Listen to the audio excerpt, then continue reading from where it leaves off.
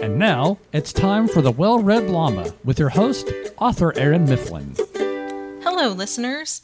I hope all of you are doing well and being blessed. Have you read anything good recently? Our guest today is a wonderfully sweet author named Sara Brunsvold, who won both a Christie Award and a Carol Award for her debut novel, The Extraordinary Deaths of Mrs. Kipp, which came out in 2022. We'll talk a little bit about Mrs. Kipp, but we'll also talk about her other two books and get to know the author herself. Sara lives in Kansas, is a wife and mom, and she's also a sweet friend. Before we begin, please take a moment to follow me on social media to keep up with who my next guest will be. You can find me on Facebook or Instagram at author Erin Mifflin, and I hope to see you there. Now, let's bring in our guest. Hello, Sara, and welcome. Hello, Erin. Thank you so much for having me today. You're welcome. You have a new book coming out in June called The Atlas of Untold Stories. What can you tell us about this novel? Yes, so Atlas of Untold Stories is my third novel. It is a contemporary women's fiction novel, and centers on a mom and her two grown daughters who decide for various reasons to go on a bookish road trip around America's heartland. So they go through several states in which they visit sites and cities related to authors or books. And as they are discovering the stories, there are these great American literature stories that are represented in these sites. They begin to uncover the untold stories between themselves, and that promises to make things interesting for the remainder of their relationships, as well as their 9-day trip.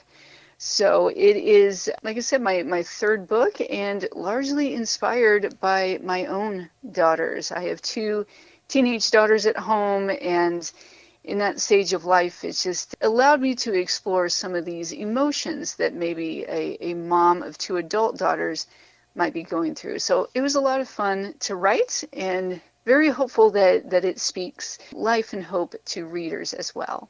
That sounds so intriguing to me on so many levels. The bookish aspect of it, and then also the family aspect. You know, we all have mothers, and we all, a lot of us have sisters or siblings, and then we could relate to that in some way. So I can't wait to read it.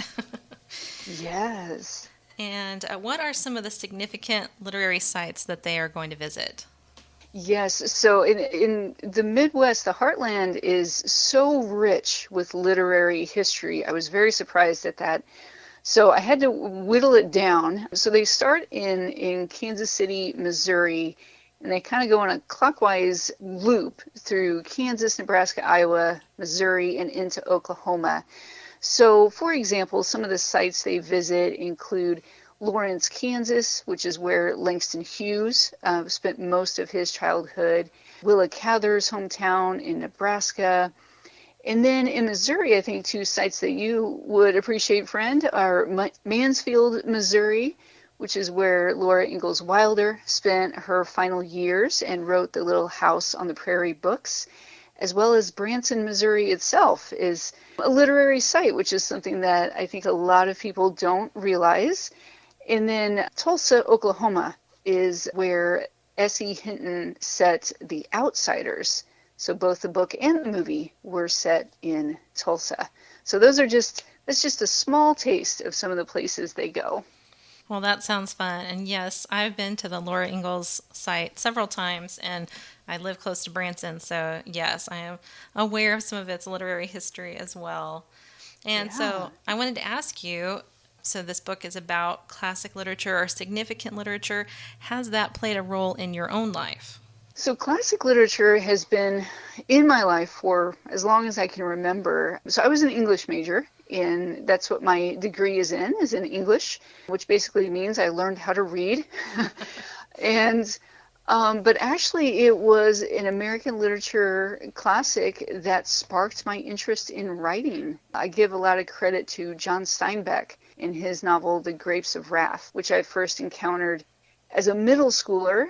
Did not understand the mastery of his work at that point in my life, but I definitely understood that he was a masterful storyteller, and I wanted to write like that.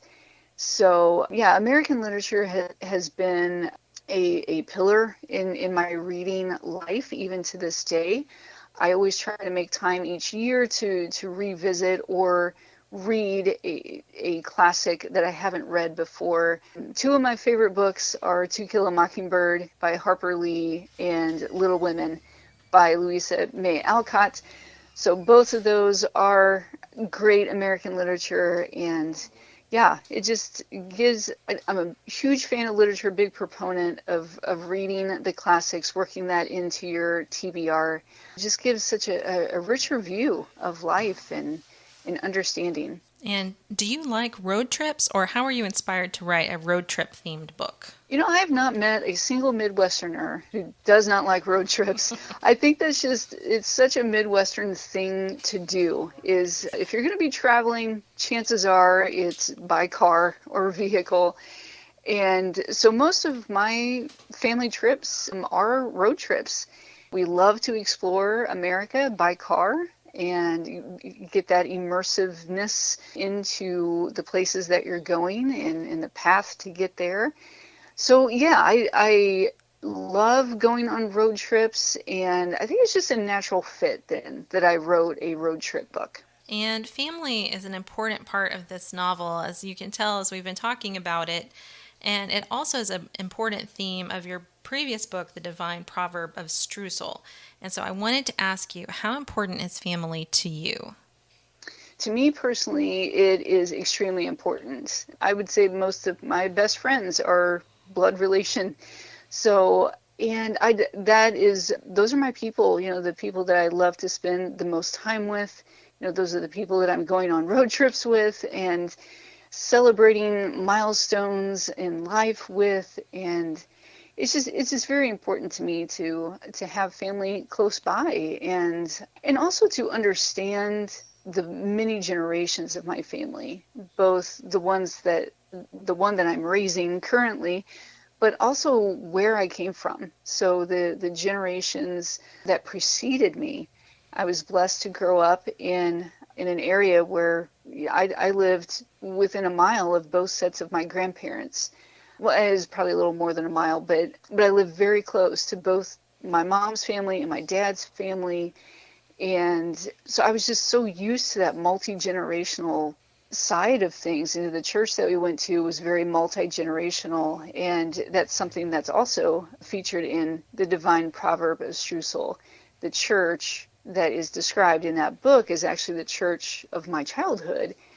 And I didn't realize, how special that was until, I went to college and, other kids see their grandparents maybe once a year. And so I think that was the first time I really understood just how special it really is to have your family physically close by and to not only be family with them, but to be friends with them. Yes, my husband was blessed to grow up the same way with pretty much daily interaction with both sets of his grandparents, and they all still live. The ones who are still living all live close together too. And I did not grow up that way. My grandparents were far away most of the time, and so I do see that with his family too. And I love that when we go, we can visit so many of them at one time. So yeah, it is very, very special. And just to have that relationship with them and to hear their stories, that was one of my favorite things about growing up near my grandparents, is just listening to what life was like, when they were my age. But that was also something I didn't necessarily appreciate until I was older. So, yes. Yeah. Yeah. And speaking of the divine proverb of Streusel, it's about a young woman seeking healing in her grandparents' old farmhouse and cooking her way through her grandmother's recipe book. And sprinkled throughout the book are some wise sayings. And so, where did you come up with the pieces of wisdom for the cookbook? Well, in this case, it came from the book of Proverbs, which is where the title of the book gets its name, the Divine Proverb of Streusel. So, God made it really easy on me this time around. You just, the Proverbs are just so full of wisdom and just layer upon layer upon layer of wisdom. And so each one of those wise sayings is built, at the heart of it is a proverb, is a verse from the book of Proverbs. And so I just went through the book of Proverbs multiple times and just sort of pulled out those verses that I thought just fit Nikki, the main character, and her situation well, and then built the wise sayings around that verse. And of course, giving the verse along with the wise saying that her grandmother wrote.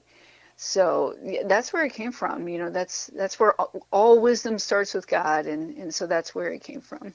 And in your novel, you included recipes throughout the book as your character was making them. And so, did you make some of those German dishes yourself?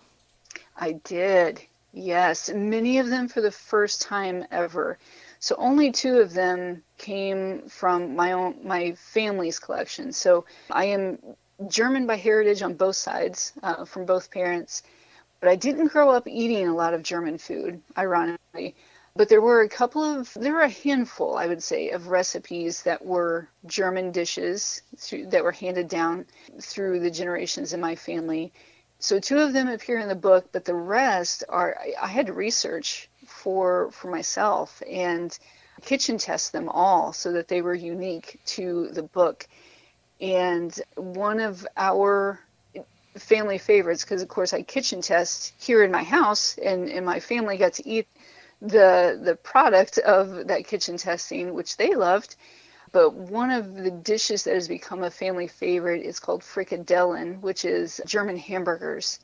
And it's a mix of ground beef and I use pork. Sometimes they use veal, but they are absolutely delicious. So that has become a family staple. It's in our dinner rotation now. And yeah, so I did have to cook all of the recipes that are featured in the book just to make sure that I was actually giving proper instruction. Yes, and that was one of the recipes that looked interesting to me. And now my husband loves hamburgers, so I might have to, Nice. get that back out and try it. Oh yes, that definitely that one. And then there's a scalloped potato recipe, which sounds very ordinary, but the German way of making scalloped potatoes is different than the traditional American way, and I think it's much, much better. So, your debut novel, The Extraordinary Deaths of Mrs. Kipp, has won many awards. But before we talk about that, I wanted to ask you about how long you had to work and wait before the book was published. What did your journey to publishing look like? Yes, it was not. Thank you for this question. I appreciate it when I get to answer this question because it's so easy to see somebody who's had some books published and make some assumptions about what their journey was like. And so I'll tell you, it was a long and arduous journey. I learned a lot. In a nutshell, so I had always wanted to be a novelist ever since the time I read that John Steinbeck book in middle school. But I didn't get serious about pursuing writing and this dream of being a novelist until about 2012. That was when I first attended a Christian writers conference, and I was hooked. I just felt this confirmation or maybe an affirmation that this was the path that I was supposed to be on. And so I just kept walking, taking the next step of obedience, learning the discipline of writing, learning the industry, learning the craft. And I made a lot of mistakes along the way, but saw a lot of successes as well, some smaller successes. And from the time I got serious in 2012 to the time that The Extraordinary Deaths of Mrs. Kipp was published, it was almost exactly 10 years, almost to the day, just a couple of months short of exactly 10 years. And there's a lot of, like I said, a lot of things that I learned the hard way, but looking back, I'm thankful for the lessons that I learned and thankful for the way that the Lord shaped me and prepared me for this side of publication. I love that. And I love just knowing that we can trust our journeys to the Lord, the ups and the downs, and the timing and all of it. Amen. Yes, 100%. So, in light of that, how special has it been to see Mrs. Kipp earn such attention and win the hearts of readers? It has been overwhelming at times in a good way, but just it has been incredibly special, and it has consistently been a reminder that this was the Lord at work. This was not.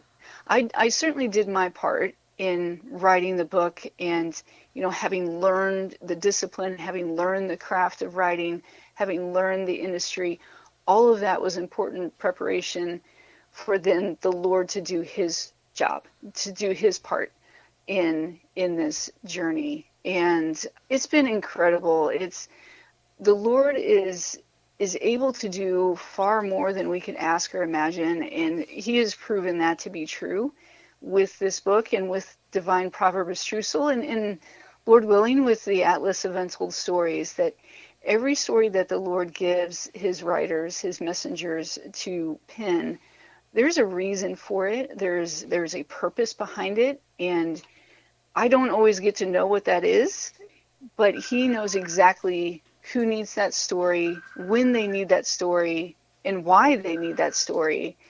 And it's just so incredibly, it is a much bigger blessing than I can describe to have those moments where, a reader describes what the story meant to them or why they needed that particular character at this particular time.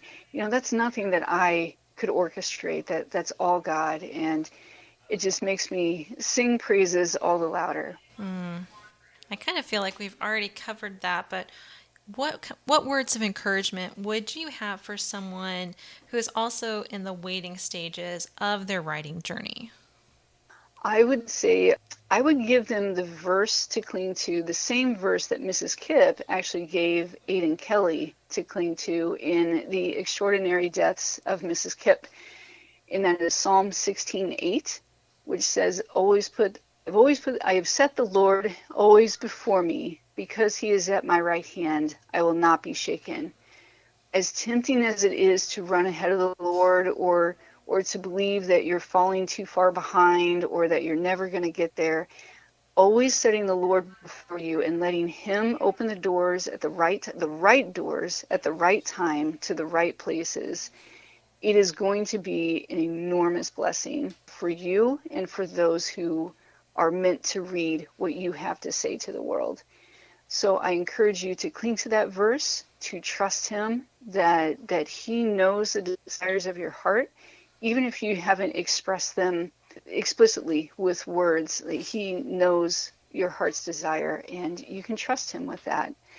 And while you wait, as much as you can, know that where you are right now is exactly where you're supposed to be, and there is a ministry that you alone were meant to serve in this moment, in this place that you are.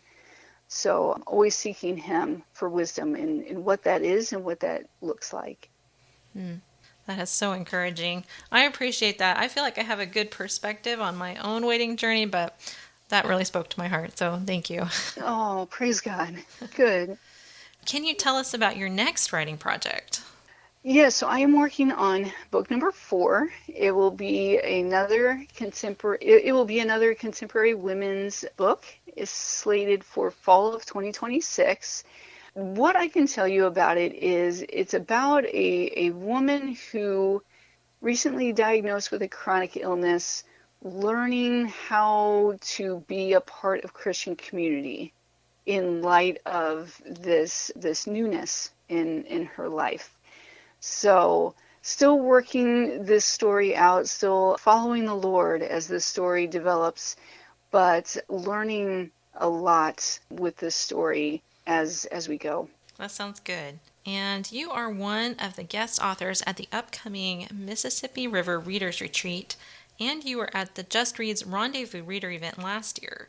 Do you enjoy reader events, and how could listeners find out more if they wanted to attend? I love reader events, and I try to do as many as I can, whether it's large group ones like the Mississippi River Readers Retreat.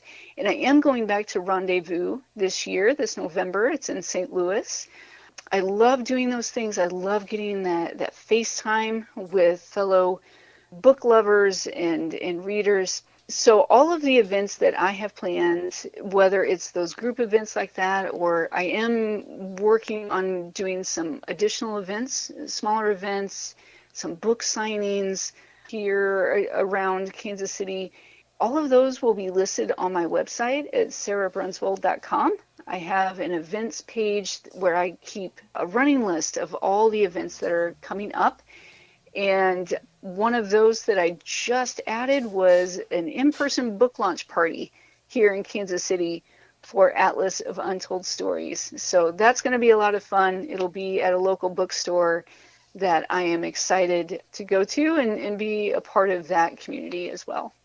Well, that is exciting. I hope you have a good turnout there. Yeah, me too. I think it'll be fun. It's a really cool location, and Kansas City readers are some of the best readers around. So I know there will be a good turnout. So besides writing and reading and connecting with readers, what are some of the other delights in your life? Well, we kind of already touched on it, and that is just traveling, exploring America specifically. So we go at least twice, sometimes 3 times a year, whether it's just a weekend jaunt or a week-long trip that we have coming up here in a little bit. But I love getting away with my family to explore a new place. So I love doing that, and I love movies. I am a sucker for documentaries. So recommend a good documentary. Chances are I will watch it if I haven't already. So those are some of the things that I love to do. Is there a scripture that has been meaningful to you recently? Yeah, so going back to the Psalms, I've been working on actually memorizing some Psalms, and one verse that keeps coming back to my mind day after day is from Psalm 19. It's 19 verse 14. And it says, "May the words of my mouth and the meditation of my heart be pleasing in your sight, O Lord, my rock and my redeemer." That is such an important reminder for me. I have a tendency to worry. I have a tendency to lean toward the negative, especially in some of the things that are going on in our world and just in life in general. So that has been such a good rock to stand on, that verse. Yes, that is a good one. Where can readers connect with you? Oh, that would be wonderful if they wanted to connect. SaraBrunsvold.com is a great place to catch up with, learn more about me and my books, and send me an email if that's your thing. But I'm also on Facebook and Instagram, and would love to connect with you there. Friends, I hope you will go to sarabrunsvold.com to connect with Sara and find links to order or pre-order her books. Pre-orders help authors because they show the publishers that readers are wanting to read this book as soon as it comes out. So Sara has links to pre-order the Atlas of Untold Stories, and that will help Sara. And of course, you might also want to check out The Extraordinary Deaths of Mrs. Kipp or The Divine Proverb of Streussel. Both of these books were written with the hope and prayer that they would touch your heart and bring you closer to the Lord. And I think you can tell that just by listening to Sara today. Now, Sara mentioned that when she first got serious about writing fiction, she attended a writers' conference. While there are several wonderful writers' conferences out there, I wanted to highlight one before we go today. There's one coming up in September in Springfield, Missouri, that Sara and I are both planning on attending. If you are a writer in the early stages of your journey, this would be a wonderful conference to think about attending. It is September 4th through 6th, and is being hosted by American Christian Fiction Writers, or ACFW. I've attended several of these conferences, and they are always one of the highlights of the year. At the ACFW conference, you will have the chance to learn from other writers and industry professionals in workshops on all kinds of topics. You'll be encouraged by the worship time and uplifted through encouraging conversations. You'll have the opportunity to meet one-on-one with literary agents and publishing house editors to tell them about your story. And you'll meet people who will become very dear friends. I cannot recommend the ACFW conference highly enough, and I am thrilled that it's going to be in Springfield this year. If you'd like to meet me or Sara or many of the other guests we've had right here on this show, please visit acfw.com to find out more. That's acfw.com. You could also message me, and I would be happy to answer any questions you may have. You can find me on Facebook or Instagram at author Erin Mifflin, and you can also visit my website at authorerinmifflin.com to reach out to me there. If you go to my website, I'd appreciate it if you would sign up for my monthly newsletter. Each month I share book reviews, recipes, personal news, and links to where you can listen to all of these author interviews. I'd love to have you join me there. Until next time, happy reading! Join us next week for another episode of The Well-Read Llama with your host, author Erin Mifflin. If you'd like to find out more about author Erin Mifflin, visit her Facebook and Instagram accounts.